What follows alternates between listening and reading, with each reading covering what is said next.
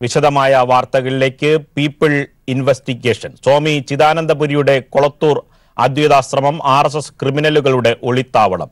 മുഖ്യമന്ത്രിക്കെതിരെ വധഭീഷണി മുഴക്കിയ RSS പ്രവർത്തകൻ വിജേഷ് ഒളിവിൽ കഴിഞ്ഞത് കൊളത്തൂർ അദ്വൈതാശ്രമത്തിൽ നിന്നായിരുന്നു. ഈ ആശ്രമത്തിൽ നിന്നായിരുന്നു ക്രിമിനൽ കേസുകളിലെ പ്രതിയെ പോലീസ് അറസ്റ്റ് ചെയ്തത്. ഇത്തരത്തിൽ നിരവധി ക്രിമിനൽ കേസുകളിലെ പ്രതികൾ ഈ ആശ്രമത്തിൽ ഒളിവിലെന്നും സ്ഥിരീകരിച്ചു പോലീസ്. ശബരിമല കർമ്മസമിതിയുടെ മുഖ്യ രക്ഷാധികാരി കൂടിയാണ് സ്വാമി ചിദാനന്ദപുരി. ഇത് സംബന്ധിച്ച വാർത്തയുടെ വിവരങ്ങളുമായി PV കുട്ടൻ ചേരുന്നു. വളരെ ഞെട്ടിക്കുന്ന ഒരു വാർത്തയാണ്. സമൂഹത്തിൽ വലിയ അന്തസ്സുണ്ടെന്ന് പറയുന്ന നിസ്വാർത്ഥ സന്യാസിയാണെന്നൊക്കെ പ്രചരിപ്പിക്കുന്ന മതവിശ്വാസികളെ ആകെ കബളിപ്പിക്കുന്ന ഒരു സന്യാസി ആണ് ഈ ചിദാനന്ദപുരി എന്ന തെളിവാണ് ഇപ്പോൾ പുറത്തു വരുന്നത്. ഏറെ ശ്രദ്ധേയമായ കാര്യം, ഇദ്ദേഹം ശബരിമല കർമ്മസമിതിയുടെ മുഖ്യ രക്ഷാധികാരിയാണ്. ഇദ്ദേഹത്തിന്റെ നേതൃത്വത്തിലാണ് ശബരിമല ഈ പറയുന്ന സമരവും പ്രതിഷേധവും ആക്രമണങ്ങളും പരമ്പരകളൊക്കെ ഉണ്ടായത്. ഈ ഘട്ടത്തിൽ ഈ വാർത്തയുടെ കൂടുതൽ വിശദാംശങ്ങൾ എന്തൊക്കെയാണ് PV കുട്ടൻ?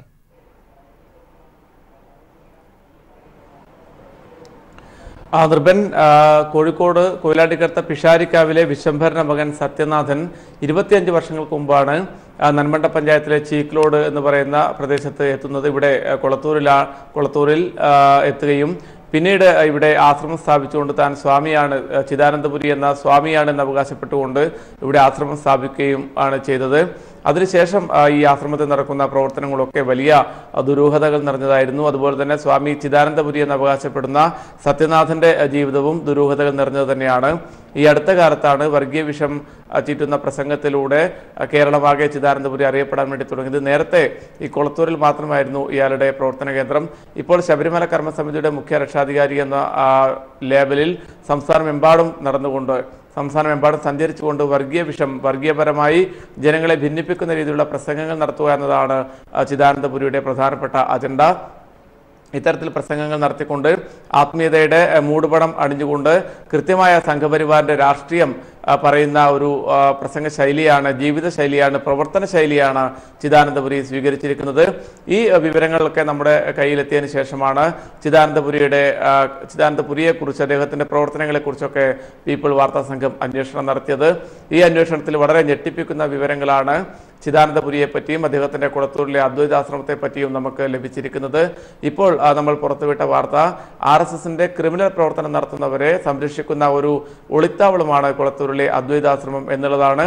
കൃത്യമായ തെളിവുകൾ സഹിതമാണ് പീപ്പിൾ TV ഈ വിവരങ്ങൾ പ്രേക്ഷകർക്ക് മുമ്പാകെ വെക്കുന്നത്. നിരവധി ക്രിമിനൽ കേസുകളിലെ പ്രതികൾക്ക് ഈ അദ്വൈതാശ്രമവുമായി നേരിട്ട് ബന്ധമുണ്ട്. BJPയുടെയും RSSന്റെയും നേതാക്കൾക്ക് ബന്ധമുണ്ട്. ഇവരുടെയൊക്കെ ഒത്താശയോടുകൂടി പല കേസുകളിലെയും പ്രതികളെ ഈ കൊളത്തൂരിലെ അദ്വൈതാശ്രമത്തിൽ പാർപ്പിച്ചിട്ടുണ്ട് എന്നുള്ള വിവരങ്ങളാണ് ഇപ്പോൾ പുറത്തു വരുന്നത്. ഇതിലേറ്റവും സുപ്രധാനമായ കാര്യം, കണ്ണൂർ ജില്ലയിലെ ചെറുതാഴം സ്വദേശിയായ വിജേഷ് എന്ന് പറയുന്ന RSSന്റെ പ്രധാനപ്പെട്ട പ്രവർത്തകൻ ഇവിടെ ഒളിവിൽ കഴിഞ്ഞു എന്നുള്ളതാണ്. അയാൾ മുഖ്യമന്ത്രി പിണറായി വിജയനെതിരെ, അതുപോലെ തന്നെ CPIM നേതാക്കളായ P ജയരാജൻ, TA മസൂദൻ തുടങ്ങിയവർക്കെതിരെ ഫോണിലൂടെ വധഭീഷണി മുഴക്കിയ കേസിലെ പ്രതിയാണ്. കലാപം ഉണ്ടാക്കാൻ ഉൾപ്പെടെ ശ്രമിച്ച കേസിലെ പ്രതിയാണ്. ഇയാളെ കൊളത്തൂരിലെ അദ്വൈതാശ്രമത്തിൽ ചിദാനന്ദപുരിയുടെ നേതൃത്വത്തിലാണ് പാർപ്പിച്ചത്. ഏതാണ്ട് 1-2 മാസം വിജേഷ് ഒളിവിൽ കഴിഞ്ഞത് ചിദാനന്ദപുരിയുടെ ഈ ആശ്രമത്തിലായിരുന്നു. പിന്നീട് കണ്ണൂരിൽ പ്രത്യേക അന്വേഷണ സംഘത്തിന് ലഭിച്ച രഹസ്യ വിവരത്തെ തുടർന്ന് കണ്ണൂർ ടൗൺ SI ആയിരുന്ന ശ്രീജിത്തിന്റെ നേതൃത്വത്തിലുള്ള അന്വേഷണ സംഘം കൊളത്തൂരിലെ അദ്വൈതാശ്രമത്തിലെത്തുകയും അവിടെ വെച്ച് വിജേഷിനെ അറസ്റ്റ് ചെയ്യുകയും ചെയ്തു. ഇത് അന്വേഷണ ഉദ്യോഗസ്ഥർ സമ്മതിക്കുന്ന കാര്യമാണ്. ആ ദിവസത്തിൽ, അതായത് കഴിഞ്ഞ നവംബർ 2-ാം തീയതിയായിരുന്നു ഈ അറസ്റ്റ് നടന്നത്. 2018 നവംബർ മാസം 2-ാം തീയതിയായിരുന്നു വിജേഷിനെ കൊളത്തൂരിലെ അദ്വൈതാശ്രമത്തിൽ വെച്ച് അറസ്റ്റ് ചെയ്തത്. അതിന്റെ പിറ്റേന്നുള്ള പത്രങ്ങളിൽ ഒക്കെ പ്രധാന വാർത്തയായി ഈ വിവരം വരികയും ചെയ്തിട്ടുണ്ട്.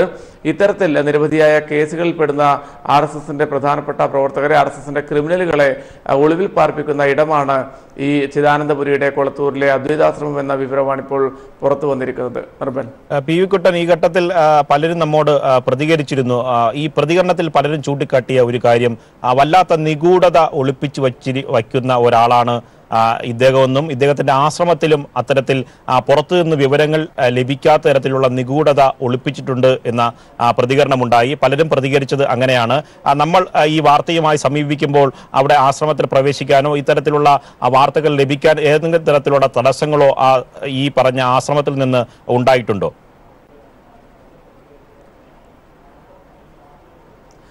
നിർഭൻ ഏറെ നിഗൂഢതകൾ നിറഞ്ഞ ഒരു കേന്ദ്രമാണ് ഈ ചിദാനന്ദപുരിയുടെ ആശ്രമം.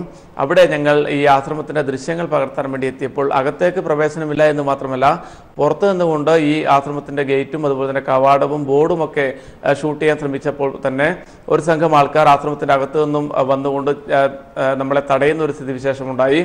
ആരാണെന്നും എന്താണെന്നും എന്തിനാണ് ഇത് ഷൂട്ട് ചെയ്യുന്നതെന്ന് ഉൾപ്പെടെയുള്ള കാര്യങ്ങൾ കൃത്യമായി ബോധിപ്പിച്ചാൽ മാത്രമേ നിങ്ങൾക്ക് ഇവിടെ നിന്ന് പോകാൻ പറ്റുള്ളൂ എന്നുൾപ്പെടെയുള്ള ഐഡന്റിറ്റി കാർഡ് ഉൾപ്പെടെ ചോദിക്കുന്ന രീതിയിലേക്കുള്ള ഒരു സാഹചര്യം ഉണ്ടായിരുന്നു. അത് ഞങ്ങൾ അവരോട് പറഞ്ഞു, ഞങ്ങൾ സ്വാഭാവികം നിങ്ങളുടെ ഉള്ളിലേക്ക് മതിൽക്കെട്ടിനകത്തേക്ക് ഞങ്ങൾ പ്രവേശിക്കുന്നില്ല, പക്ഷേ ഞങ്ങൾ പുറത്തു നിന്ന് ഇത് ഷൂട്ട് ചെയ്യുകയാണ്, അതിനെന്തിനാണ് നിങ്ങളുടെ പെർമിഷൻ എന്ന് ചോദിച്ചപ്പോൾ അതിന് ഞങ്ങളുടെ പെർമിഷൻ വേണം എന്ന തരത്തിലുള്ള വളരെ ധാർഷ്ട്യം നിറഞ്ഞ അധികാരം നിറഞ്ഞ പെരുമാറ്റമായിരുന്നു അവിടുത്തെ ആൾക്കാർ നമ്മളോട് നടത്തിയിരുന്നത്. അത് സന്യാസ വേഷധാരികളായിരുന്നില്ല, സ്വാമിമാരായിരുന്നില്ല, മറിച്ച് ഒരു പ്രത്യേക സംഘം ഞങ്ങളെ കണ്ട് പുറത്തേക്ക് വരികയായിരുന്നു. ഇത്തരത്തിൽ നിരവധിയായ സംഘങ്ങൾ ഈ ചിദാനന്ദപുരിക്ക് ഉണ്ട് എന്നാണ് നമുക്കറിയാൻ വേണ്ടി സാധിക്കുന്നത്. ഈ ആശ്രമം ഏതാണ്ട് 5 ഏക്കറിലധികം വരുന്ന പ്രദേശത്താണ് ഈ ആശ്രമം സ്ഥാപിച്ചിരിക്കുന്നത്. ഇവിടുത്തെ വിവരങ്ങൾ, ഇവിടെ ഉള്ളിൽ നടക്കുന്ന ഒരു വിവരവും പുറത്ത് ഒരു കാരണവശാലും എത്തരുതെന്ന നിഷ്കർഷ ഈ ചിദാനന്ദപുരിക്കുണ്ട്. അതുകൊണ്ട് തന്നെ ഒരു വിവരങ്ങളും പുറത്തേക്ക് ലഭ്യമാകാത്ത സാഹചര്യമുണ്ട്. ഇപ്പോൾ നമുക്ക് വളരെ കൃത്യമായ ദിവസങ്ങളെടുത്തുകൊണ്ട് നടത്തിയ അന്വേഷണത്തിലാണ് ഈ വിവരങ്ങളൊക്കെ നമുക്ക് ലഭിച്ചിട്ടുള്ളത്.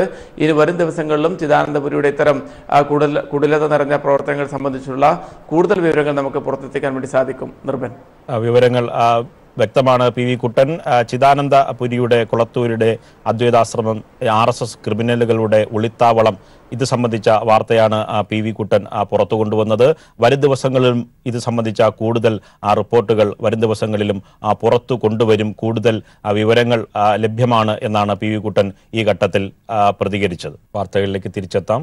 ലോക്സഭാ തെരഞ്ഞെടുപ്പിന്റെ 2ാം ഘട്ടത്തിൽ 95 മണ്ഡലങ്ങളിൽ നാളെ വോട്ടെടുപ്പ്. വെല്ലൂർ, ത്രിപുര ഈസ്റ്റ് മണ്ഡലങ്ങളിലെ വോട്ടെടുപ്പ് മാറ്റിവെച്ചു. DMK സ്ഥാനാർത്ഥിയുടെ ഓഫീസിൽ നിന്നും വലിയ തോതിൽ പണം കണ്ടെത്തിയതിനെ തുടർന്നാണ് വെല്ലൂരിൽ തെരഞ്ഞെടുപ്പ് മാറ്റിവെച്ചത്. അതേസമയം അക്രമ സംഭവങ്ങളുടെ പശ്ചാത്തലത്തിലാണ് ത്രിപുരയിലെ വോട്ടെടുപ്പ് മാറ്റിവെച്ചിരിക്കുന്നത്. തമിഴ്നാട്, കർണാടക, മഹാരാഷ്ട്ര, ഉത്തർപ്രദേശ്, ഛത്തീസ്ഗഡ്, ജമ്മു കശ്മീർ, വടക്കുകിഴക്കൻ സംസ്ഥാനങ്ങളായ അസം, ഒഡീഷ, മണിപ്പൂർ, പശ്ചിമബംഗാൾ, ബീഹാർ എന്നിവയ്ക്ക് പുറമെ പുതുച്ചേരിയിലുമാണ് നാളെ വോട്ടെടുപ്പ് നടക്കുക.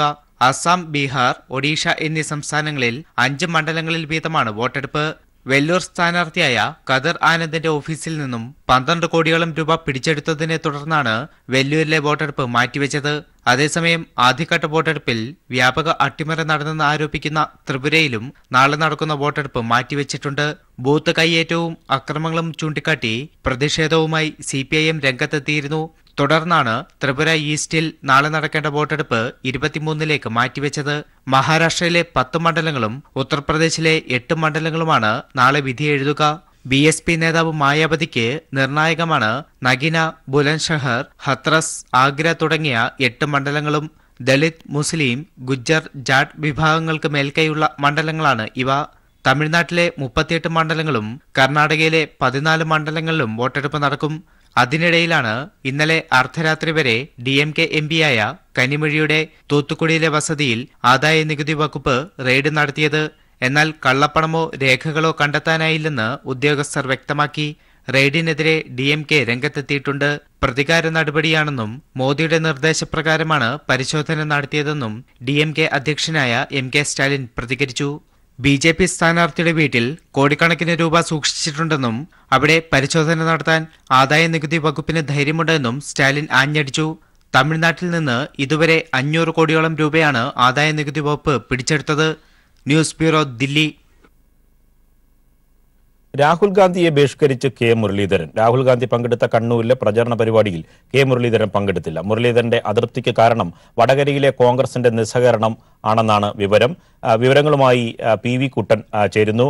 PV കുട്ടൻ, അതായത് നേരത്തെ തന്നെ മുരളീധരൻ AICCക്ക് മണ്ഡലത്തിന്റെ പ്രവർത്തനത്തെ സംബന്ധിച്ച അതൃപ്തി നേരത്തെ അറിയിച്ചിരുന്നു. ഇത്തരത്തിലൊരു പരാതിയും കെ മുരളീധരൻ നേരത്തെ നൽകി എന്നാണ് വിവരം.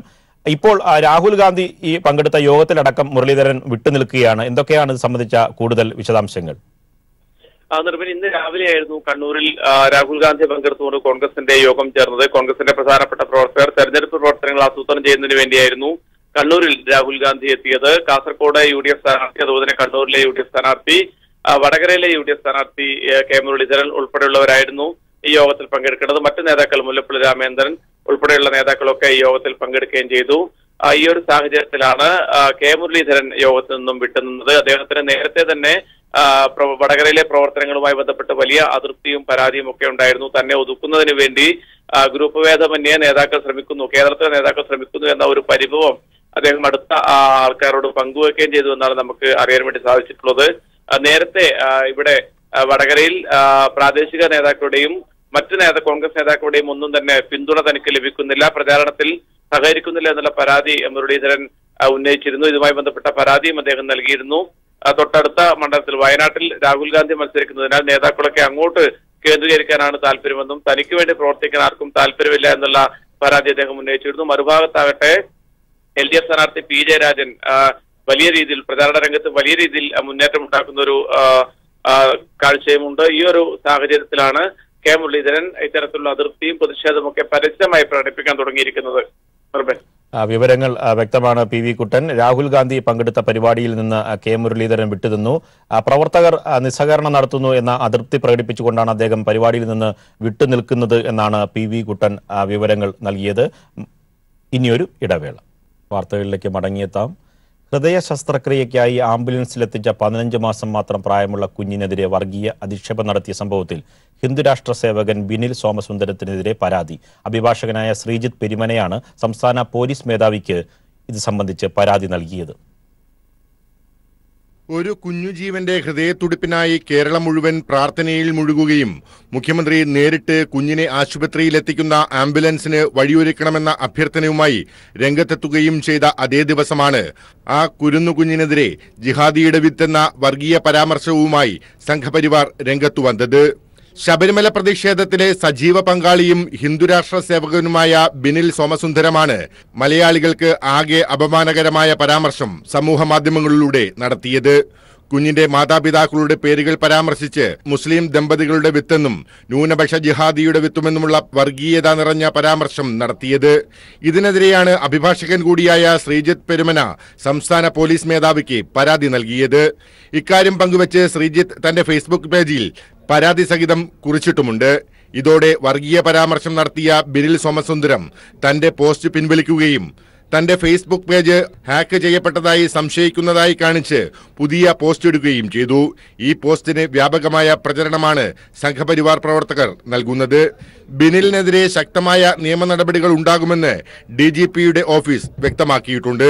ഒപ്പം വർഗീയ പരാമർശമടങ്ങിയ ബിനിലിന്റെ പോസ്റ്റ് ഷെയർ ചെയ്തവർക്കെതിരെയും നടപടികൾ ഉണ്ടാകും. News bureau, Thiruvananthapuram. സ്ത്രീത്വത്തെ പരസ്യമായി അപമാനിക്കുന്ന വിധം വീഡിയോ പ്രചരിപ്പിച്ചതിന് കോൺഗ്രസ് നേതാവ് കെ സുധാകരനെതിരെ കേരള വനിതാ കമ്മീഷൻ സ്വമേധയാ കേസെടുത്തു.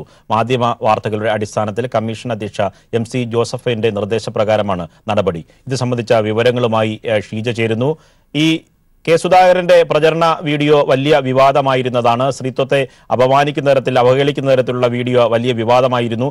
ഇതിന്റെ അടിസ്ഥാനത്തിലാണ് നടപടി. എന്തൊക്കെയാണ് ഇത് സംബന്ധിച്ച വിശദാംശങ്ങൾ ഷീജ? തീർച്ചയായും കണ്ണൂർ മണ്ഡലത്തിലെ UDF സ്ഥാനാർത്ഥിയായിട്ടുള്ള കെ സുധാകരന്റെ പ്രചരണ വീഡിയോ അത് വലിയ തോതിൽ കഴിഞ്ഞ ദിവസം തന്നെ വിവാദമായിരുന്നു. അത് പൂർണ്ണമായും സ്ത്രീത്വത്തെ പരസ്യമായി അപമാനിക്കുന്ന വിധമാണ് ആ വീഡിയോ ചിത്രീകരിച്ചിരിക്കുന്നത്. അതിൽ അത്തരത്തിലുള്ളത് അതിന്റെ ഉള്ളടക്കവും ആ രീതിയിൽ തന്നെയാണ്. ഈ ഒരു സാഹചര്യത്തിലാണ് കഴിഞ്ഞ ദിവസം അത് സമൂഹ മാധ്യമങ്ങൾ ഉൾപ്പെടെ വലിയ തോതിൽ ഇതിനെതിരെ പ്രതിഷേധങ്ങൾ ഉയർന്നു വന്നിരുന്നു. ഈ ഒരു ഘട്ടത്തിൽ മാധ്യമങ്ങളുടെ വാർത്തയുടെ അടിസ്ഥാനത്തിൽ തന്നെയാണ് ഇപ്പോൾ സംസ്ഥാന വനിതാ കമ്മീഷൻ സ്വമേധയാ കേസെടുത്തിരിക്കുന്നത്. ഇതിൽ വനിതാ കമ്മീഷൻ അധ്യക്ഷ MC ജോസഫൈൻ കൃത്യമായ രീതിയിൽ നിർദ്ദേശം നൽകേണ്ട അടിസ്ഥാനത്തിലാണ് ഇപ്പോൾ ഇത്തരത്തിൽ ഒരു ഇടപെടൽ വനിതാ കമ്മീഷന്റെ ഭാഗത്തു നിന്നും ഉണ്ടായിരിക്കുന്നത്. നമുക്കറിയാം കഴിഞ്ഞ ദിവസം ഇത് സമൂഹ മാധ്യമങ്ങളുടെ പുറത്ത് വന്നപ്പോൾ തന്നെ വലിയ തോതിൽ പ്രതിഷേധം സംസ്ഥാന വ്യാപകമായി തന്നെ ഇതിനെതിരെ ഉയരുകയും ചെയ്തിരുന്നു. ഷീജ, വിവരങ്ങൾ വ്യക്തമാണ്. സ്ത്രീത്വത്തെ പരസ്യമായി അപമാനിക്കുന്ന വിധം വീഡിയോ പ്രചരിപ്പിച്ചതിന് കോൺഗ്രസ് നേതാവ് കെ സുധാകരനെതിരെ കേരള വനിതാ കമ്മീഷൻ സ്വമേധയാ കേസെടുത്തിരിക്കുന്നു. ഇത് സംബന്ധിച്ച വിശദാംശങ്ങളാണ് ഷീജ നൽകിയത്.